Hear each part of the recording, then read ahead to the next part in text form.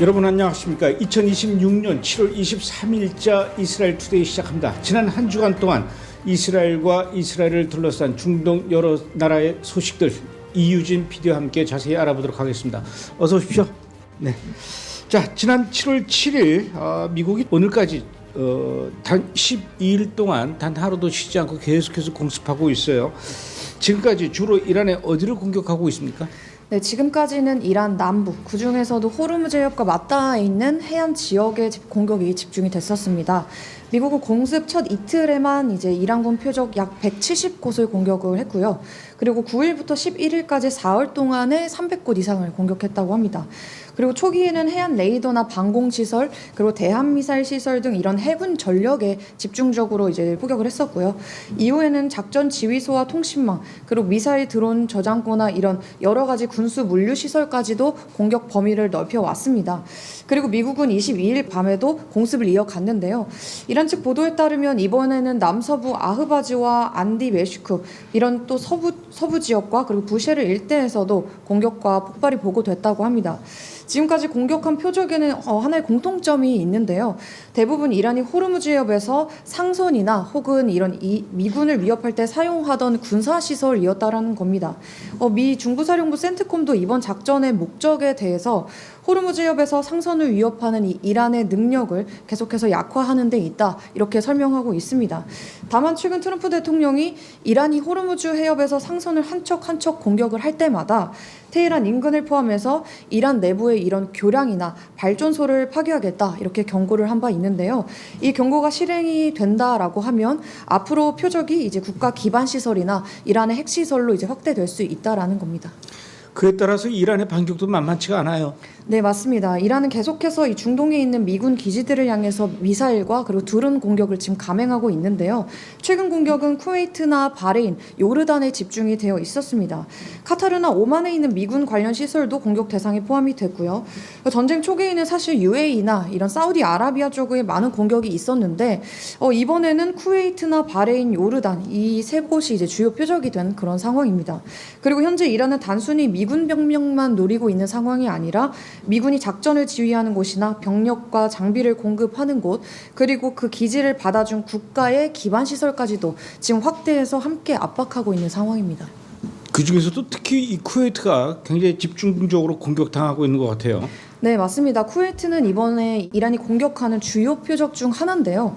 먼저 이 미군과 쿠웨이트 군이 사용하는 이 기지와 군사시설을 겨냥한 이란의 미사일과 그리고 드론 공격이 계속됐습니다. 특히 미군의 주요 병참 거점인 캠프 아리프잔을 비롯해서 알리 알살렘 공군기지, 그리고 아흐마드 알 자베르 공군기지 등이 공격 대상이 됐는데요.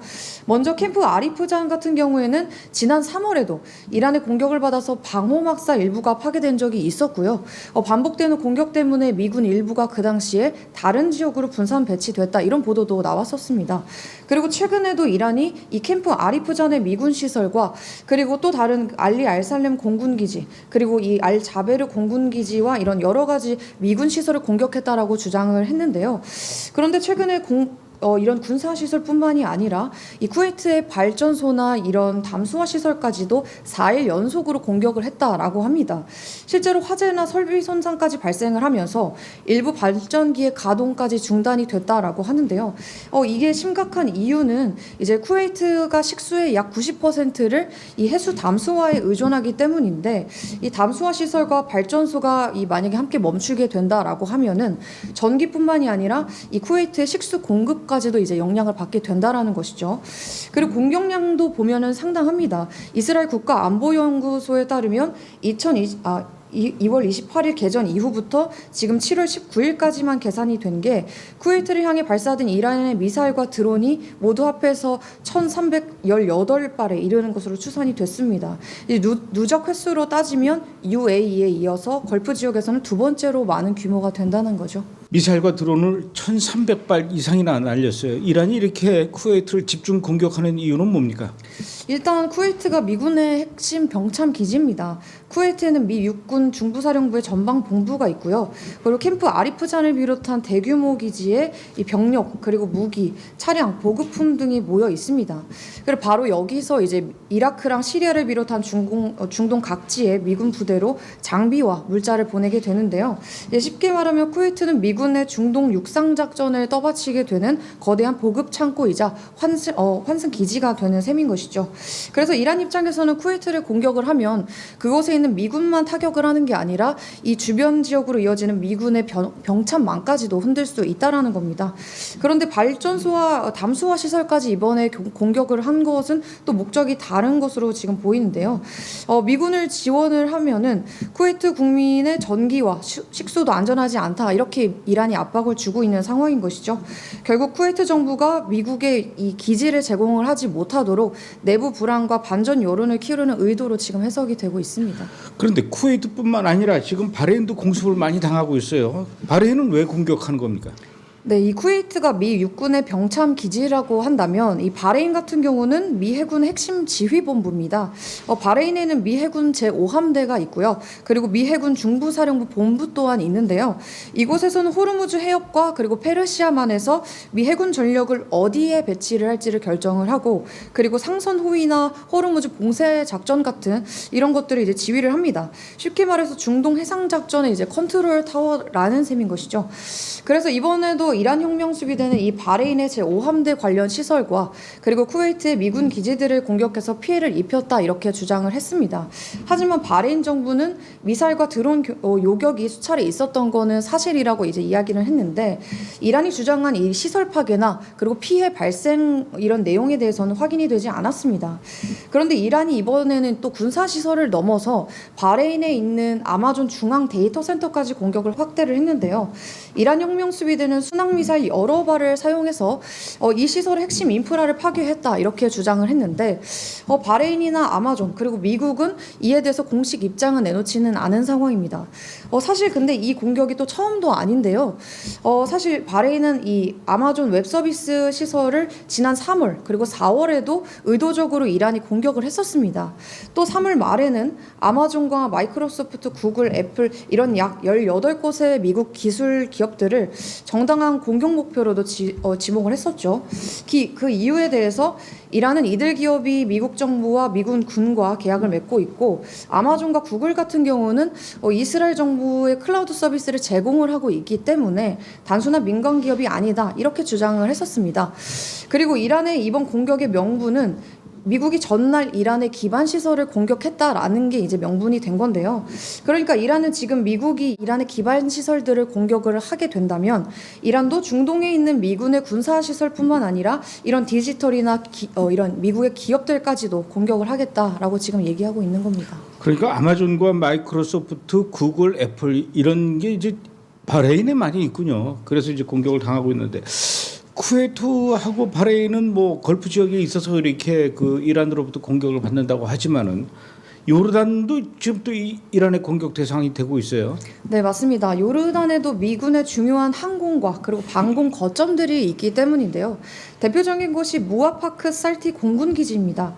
이곳에는 미군 전투기와 공중급유기, 수송기 그리고 방공 부대가 배치되어 있고 미국이 이라크와 시리아에서 작전을 펼칠 때도 이걸 또 사용합니다. 최근 가장 큰 피해가 발생한 지역이 이제 바로 이 기지이기도 하고요. 그리고 이뿐만 아니라 요르단 남부의 이제 항구 도시 아카바를 향해서도 이번에 미사일 6발이 날아왔는데 요르단군이 4발을 요격을 했고요. 나머지 2발이 인적이 드문 지역에 떨어졌다 이렇게 밝혔습니다. 실제로 인근 이스라엘 도시 에일랏에서 이 아카바 상공으로 검은 연기가 치솟는 모습을 이제 카메라로 찍어서 모습을 목격하기도 했고요. 그리고 지금 이란이 공격 대상을 정하는 기준이 사실 걸프 지역이 있냐, 뭐 걸프 해역이 있냐, 뭐 이런 게 아니라 미국이 군사 작전 거점으로 사용하고 있는 나라인가 이게 이제 기준으로 해서 공격 대상을 삼고 있습니다. 이번에 그 공격당한 요르단의 아카바 거기가요. 요르단 아카바, 그다음에 이스라엘 에일랏 그리고 사우디 다 몰려 있는 데입니다. 거기다 또 이집트까지도 거기 같이 몰려 있기 때문에 그 미사일이 잘못 날아가면 이스라엘을 공격할 수도 있고 이집트를 공격할 수도 있고 굉장히 거기가 그 예민한 곳인데 거기를 공격을 했네요. 이번 공습 기간 동안 미군의 피해도 많이 일어난 것 같아요. 미군 전사자도 계속 나오고 있어요. 네, 맞습니다. 최근 며칠 사이에 미군 4명이 또 추가로 이제 사망했는데요. 이번에 이란이 요르단의 무아파크 살티 공군 기지를 이제 공격을 하면서 여기서 미군 3명이 전사를 했습니다. 이사벨라 곤잘레스 이병과 그리고 타일러 제임스 피안 중위가 먼저 사망한 것으로 확인이 됐고요. 그리고 실종 상태로 맨 처음에 나왔었던 이 엔젤 램퍼사드 하사도 이후에는 사망한 것으로 또 확인이 됐습니다. 세 사람 모두 미 육군 방공미사일 방어부대 소속이었고요. 이란의 미사일과 드론을 요격하면서 이제 기지를 방어하고 있던 그 도중에 공격을 받은 것으로 확인이 됐습니다. 그 당시 다른 미군 4명도 이제 추가로 부상을 당해서 병원으로 이송이 됐는데 치료를 받고 이들은 모두 퇴원했다고 하고요. 그리고 7월 19일에는 이라크에서 마이클 에마누엘 스윈턴 하사가 또 전사를 했습니다. 앞서 떨어진 이란 드론의 불발탄을 처리하는 과정에서 사고가 발생을 해서 이제 사망하게 됐다라고 하는데 이로써 이제 2월 28일 전쟁이 시작된 이후부터 누적해서 미군 전사자는 18명으로 지금 늘어난 상황입니다. 큰일 났습니다. 이란하고 이렇게 미국하고 점점 격화되고 있고 그것뿐만 아니라 지금 우크라이나하고 러시아하고도 지금 난리 났어요. 미국하고 이란하고 이렇게 두 나라 간의 공방이 점점 격화되고 있는데 카타르나 이집트, 파키스탄 이런 나라들이 지금 휴전 중재하겠다고 나서고 있는데 뭔가 지금 진전되는 게 있습니까? 아직 뭐 합의가 이뤄진 거는 아니지만 이제 휴전안은 오고 가고 하고 있습니다. 이 당초에는 중재국들이 10일 휴전안을 제안한 것으로 알려졌었는데 후속 보도에 따르면 이 휴전 구상을 먼저 꺼낸 쪽이 오히려 이란이었다 이렇게 전해졌습니다. 이란이 비공개로 10일간 공격을 멈추자라는 안을 제안을 했고 카타르와 파키스탄, 이집트, 오만의 이 중재자들이 여기서 내용을 더 보완해서 미국 측에 전달했다라는 겁니다. 핵심은 열흘 동안 공격을 멈추고 그 사이에 호르무즈 해협의 통항 문제를 다시 협상하자라는 건데요. 오만 쪽 항로 그리고 이란 쪽 항로를 모두 다시 열거나 아니면 양쪽 관할 수역 사이에 상선이 안전하게 지날 수 있는 중간 항로를 만들자 이런 구상도 나온 것으로 알려져 있습니다. 다만 미국은 10일보다도 더 긴 휴전 기간을 지금 요구를 하고 있고 일단 휴전에 들어가기 전에 선박의 자유로운 통항부터 어느 정도 보장하라 이게 이제 미국의 입장입니다. 트럼프 행정부 내부에서는 또 이란의 제안이 비현실적이다 이런 반응 또한 나오고 있고요. 악시오스에 따르면 미국과 이스라엘 관리들이 현재 현실적으로 두 가지 시나리오를 보고 있다라고 전했는데요. 첫 번째는 이제 10일간 휴전을 하고 호르무즈 해협을 다시 열자라는 것이고요. 그리고 또 다른 하나는 이제 만약에 협상이 실패를 할 경우 미국과 이스라엘이 대규모 합동 군사 작전을 해서 이 이란의 항복을 압박한다라는 겁니다. 미국은 현재 이제 이스라엘에도 협상의 문을 닫을 만한 행동은 자제해달라 이렇게 권고 요청을 한 것으로 전해졌습니다. 그나저나 지난주에 이유진 PD가 그 이야기하기를 이란의 피게익스 마운틴이라는 데가 있는데 이 피게익스 마운틴을 우리나라 방송에서는 곡괭이 산이라고 그러더라고요. 이 피게익스가 곡괭이를 얘기하는 거니까 그렇다고 또 산 이름을 곡괭이 산이라고 이렇게 부르는 거는 참 특이해요. 예. 어쨌든 이란의 이 피게익스 마운틴이라는 곳에 원심 분리기하고 농축우라늄이 숨겨져 있다 이런 얘기를 했어요. 그래서 최근에 이제 미국이 이곳을 공격할 예정이다라고 얘기했는데 아직까지는 공격 안 했죠. 어떻게 공격할 것 같습니까? 현재까지는 뭐 피게익스 마운틴을 공격받았다 뭐 이런 발표는 나오진 않았습니다. 다만 지난주보다는 또 상황이 또 바뀐 게 있는데요. 월스트리트 저널에 따르면 이스라엘 정보 당국은 이란이 2025년 6월 전쟁이 끝난 뒤인 지난해 가을 원심 분리기 수천 대를 피게익스 마운틴으로 옮긴 것으로 판단을 하고 있습니다. 그리고 농축 우라늄 일부도 이곳에 있을 가능성 또한 제기가 됐고요. 이게 만약에 사실이라면 단순히 새 핵시설을 짓는 정도가 아니라 이미 이 실제 농축 시설로 가동할 준비를 이제 하고 있다라는 뜻이 되는데요. 사실 정황도 그럴듯하긴 하고요.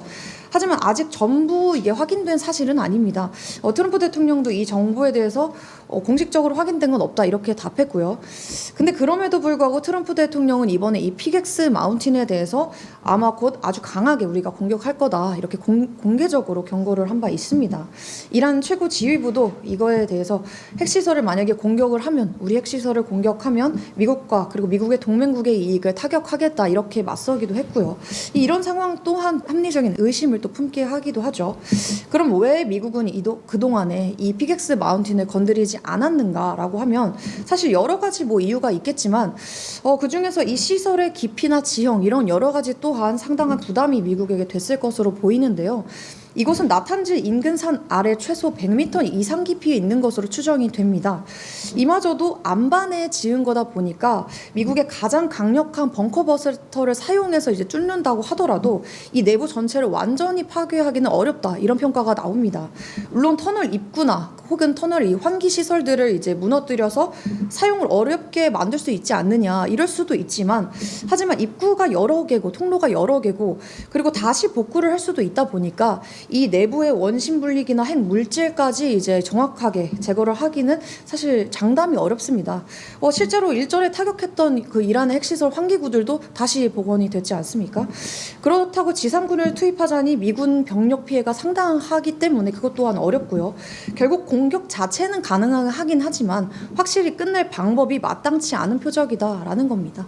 그러니까 2월 28일 날 처음에 이제 이란하고 그 미국하고 전쟁이 났을 때 그때 이제 포르도에 있던 그 핵 물질들을 벙커버스터로 미국이 공격하기 이전에 한 400km 이상 되는 그 이 우란 덩어리들을 다 이제 다른 곳으로 대피시켰다 이렇게 얘기했지 않습니까? 그래서 어디에 숨었느냐 그게 이제 굉장히 궁금했었는데 이 피객스 마운틴 이 속에다가 100m 아래다가 이걸 집어넣고 있었네요.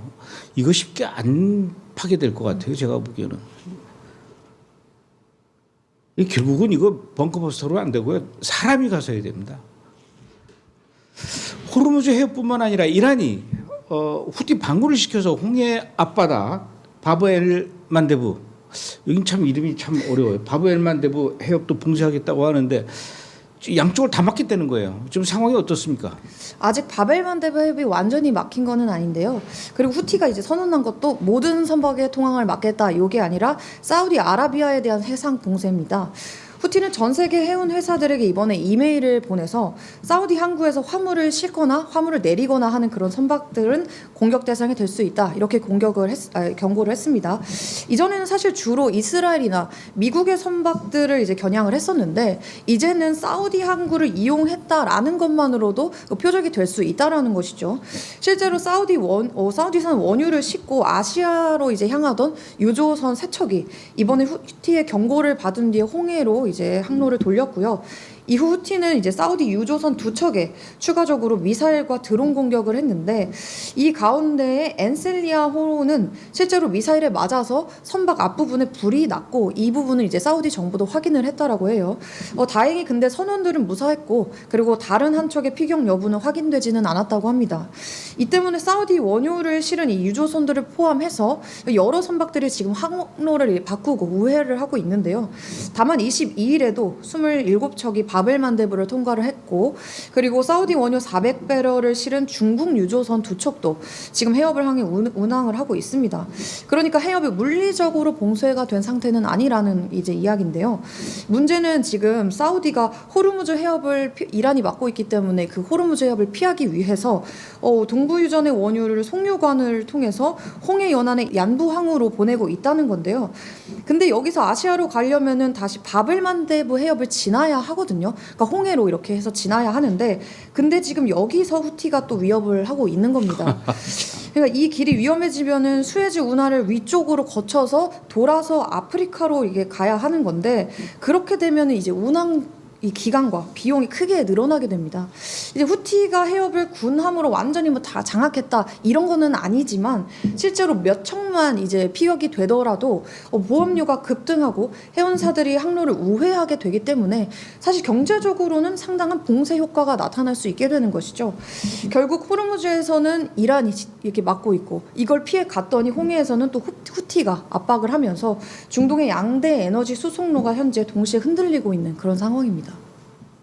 하나님이 왜 이 원유를 그 지역에다 이렇게 다 매장을 해놔가지고 기어이 이 이란하고 후티 반군 여기를 통과하게끔 하셨는지 모르겠지만 장화 신어봤죠? 비 오는 날. 네.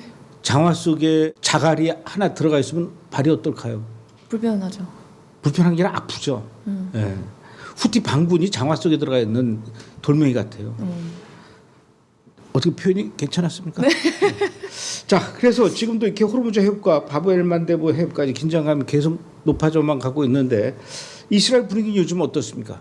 네, 이스라엘도 지금 전쟁이 더 크게 확대될 가능성에 대비하고 있는 듯한 그런 모습인데요. 가장 눈에 띄는 건 미국의 공중급육입니다. 현재 미군 공중급육이 33대가 벤구리온 공항에 머물고 있는 상황인데요. 이 공중급육기는 전투기가 먼 거리를 날아가서 장시간 작전을 할 수 있도록 하늘에서 연료를 공급하는 그런 항공기이죠. 이란처럼 이스라엘에서 멀리 떨어진 지역을 가서 이제 계속 공격을 하려면 꼭 필요한 그런 전력입니다. 그만큼 미국과 이스라엘이 지금 장거리 공습이 확대되거나 혹은 길어질 가능성에 대비하고 있다 이런 신호로 또 볼 수가 있겠는데요. 이제 문제는 이 벤구리온 공항이 원래는 군 전용 기지가 아니라 이스라엘의 국제공항이라는 겁니다. 그래서 당초에는 미국과 이스라엘이 이 급유기를 최대 20대까지만 두자 이렇게 이야기를 했었는데 추가 항공기들이 계속 들어오면서 현재는 33대까지 늘어나게 된 상황이고요. 그러다 보니까 이스라엘의 이 민항기가 설 자리가 부족해진 그런 상황이 된 겁니다. 그래서 이스라엘 교통부는 더 이상의 급유기 주기를 제한하고 있는데요. 급유기가 근데 지금 한 대만 더 들어와도 일부 민항편이 취소를 해야 될 수 있는 그런 상황이 됐고요. 이런 상황이 계속된다면 8월 초 항공권 수만 장이 영향을 받을 가능성 또한 있다라고 합니다. 혹시 8월 달에 이스라엘 갈 계획이 있으신 분들은 반드시 이 취향 상태를 운항 상태를 확인하고 가셔야 될 것 같습니다. 지금 이스라엘 텔아비브 공항 심상치가 않습니다.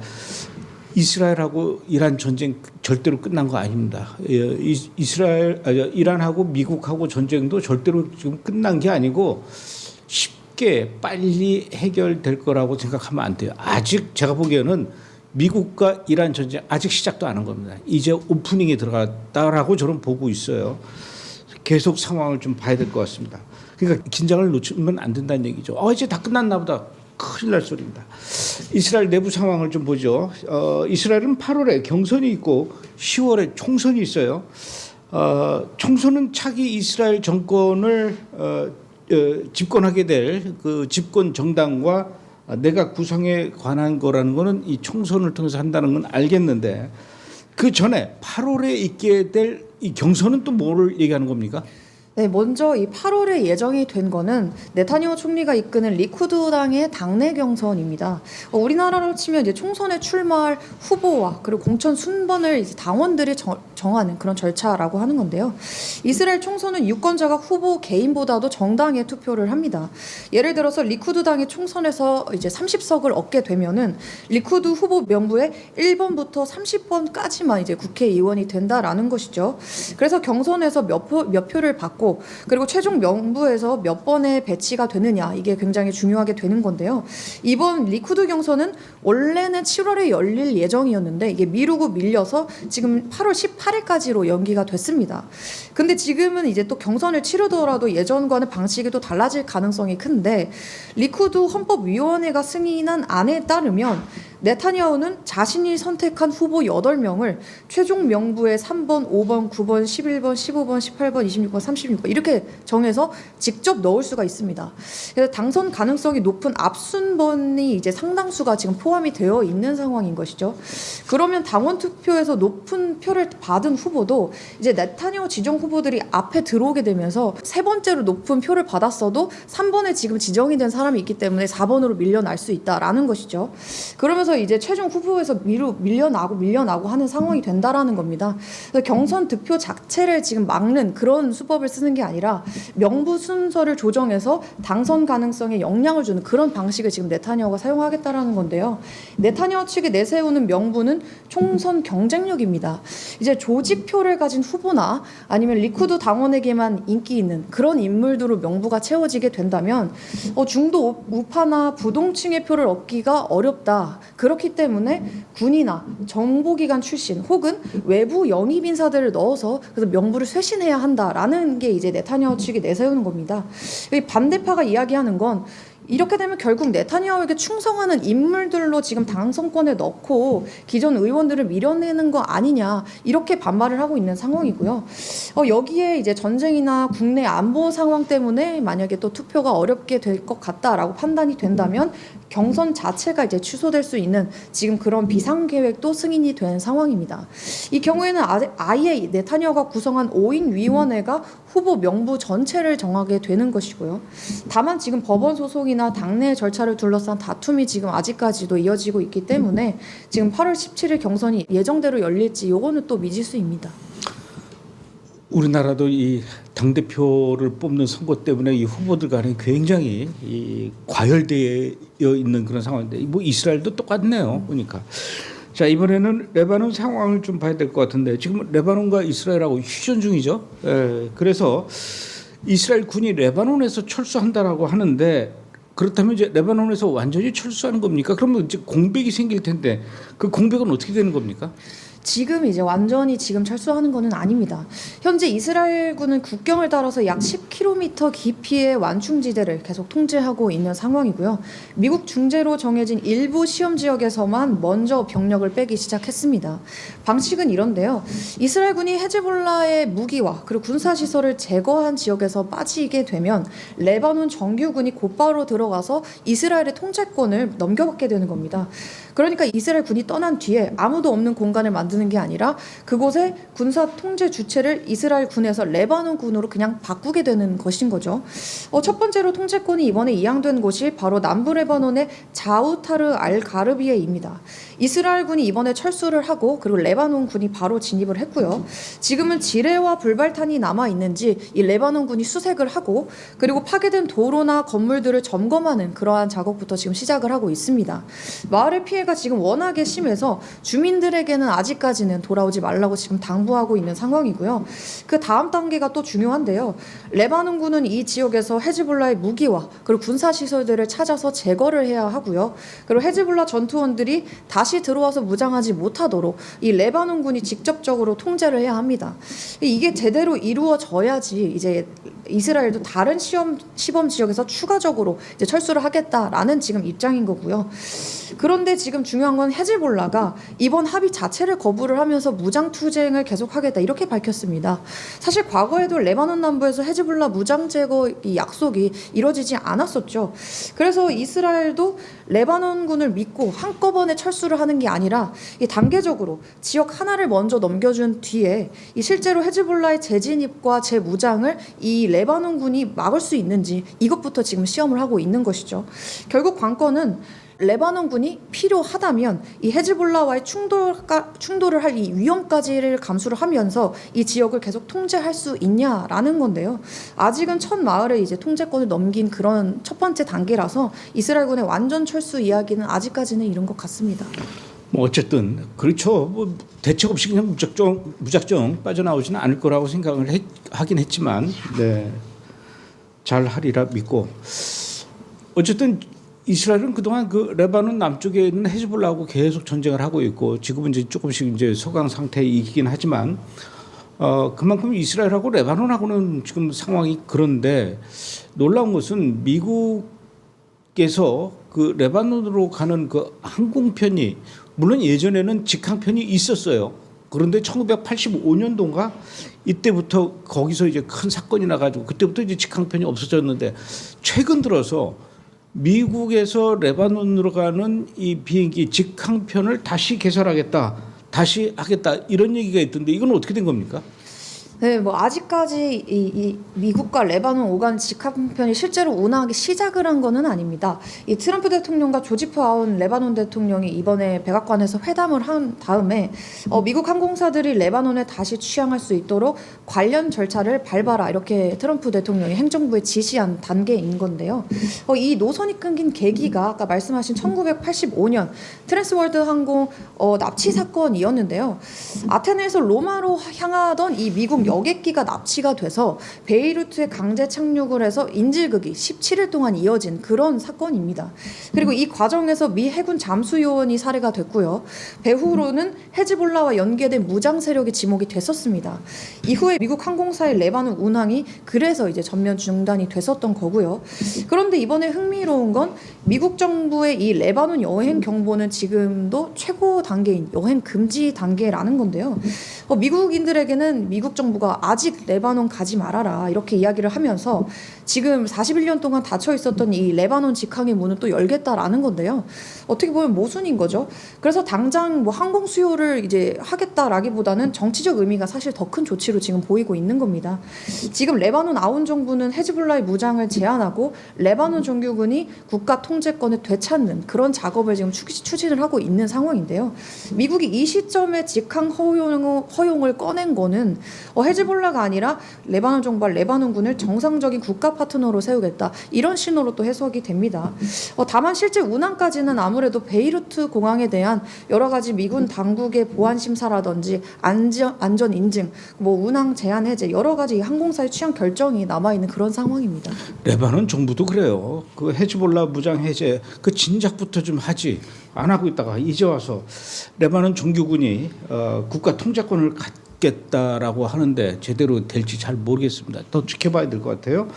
자, 오래간만에 가자지구 상황을 좀 봐야 될 것 같아요. 최근 들어서 가자지구 안에 이스라엘 군이 23km나 되는 토벽을 쌓고 있는 것이 확인됐다라고 하는데 이 토벽을 가자지구 어디에다가 왜 쌓는 겁니까? 네, 요거는 이제 이스라엘과 가자의 기존 국경에 쌓는 그런 장벽은 아니고요. 가자 지구 안쪽에서 이스라엘군 통제 지역과 그리고 팔레스타인 주민 거주 지역을 나누는 이른바 옐로우 라인, 그 주변에 만들고 있는 토제 장벽입니다. 옐로우 라인은 지난해 10월 휴전 당시에 이스라엘군이 물러난 임시 철수선인데요. 원래는 하마스가 무장 해제를 하고 그리고 나서 국제 안정화군이 배치가 되면 이스라엘군이 가자 외곽으로 더 철수하게 되어 있었습니다. 그런데 이 과정이 멈춰지게 되면서 이 임시선이 지금 거대한 방어선으로 바뀌게 되고 있는 것이죠. 위성 사진을 분석한 결과 최근 몇 달 동안 건설된 이 토벽을 모두 합하면 23km가 넘습니다. 하나의 벽이 23km 내내 연결된 건 아니지만 이 북부 베이트 라이아와 그리고 중부 마가지 주변, 남부 칸 유니스와 그 라파까지 여러 구간에서 확인이 됐고요. 칸 유니스에서 가자시티 인근까지 이어지는 약 17km 구간, 여기는 거의 하나로 연결이 되어 있습니다. 장벽 주변에는 정보 감시 장비를 갖춘 보안지대가 조성이 됐고요. 이스라엘군 통제 지역에는 군사기지와 도로도 지금 들어서고 있는 상황입니다. 이스라엘군은 무장대원의 침투를 막고 그리고 가자 내부의 이스라엘군과 그리고 국경 인근 이스라엘 마을을 보호하기 위한 시설이다. 이렇게 설명을 했는데 이스라엘이 이제 가자를 영구적으로 둘로 나누겠다라고 이제 공식 발표하는 그런 내용은 아니고요. 다만 임시 철수선을 따라서 이 정도 규모의 군사 시설이 만들어지고 있고 그리고 일부 토벽은 옐로우 라인 바깥까지 나온 것으로 보이는데 그러니까 팔레스타인 주민 거주 지역 쪽까지 그쪽까지 이제 더 들어와 있다라는 겁니다. 그래서 만약에 하마스 무장 해제 그리고 이후 통치 체제 구성이 계속 지금처럼 지연이 되고 한다면 이 임시 장벽이라고 만들어 놨지만 이게 이제 임시 시설이 되는 게 아니라 장기적인 군사 경계선으로 굳어질 수 있다. 이런 우려가 지금 나오고 있는 상황입니다. 사실 그 전에는 가자지구와 그 이스라엘 쪽하고 그 국경 철조망이 너무나 가까웠어요. 그래서 사실 굉장히 뭐 맘만 먹으면 얼마든지 그러니까 2023년 10월 7일 날 그렇게 막 불도저로 밀고 넘어올 정도로 이제는 이제 거리가 많이 그 떨어져 있을 만큼 토벽을 쌓는 좀 안심이 되는 것 같아요. 예. 그다음 너무 많아요. 그 다음 아이템도 있는데 요건 다음 주에 합시다. 예. 오늘 1시간 내내 하려고 그래요. 우리 이효진 PD가 너무 많은 걸 준비했지만 오늘은 여기까지 시간상 여기까지 해야 될 것 같아요. 잠시 후 2부에서 또 조현영 기자와 함께 만나 뵙겠습니다.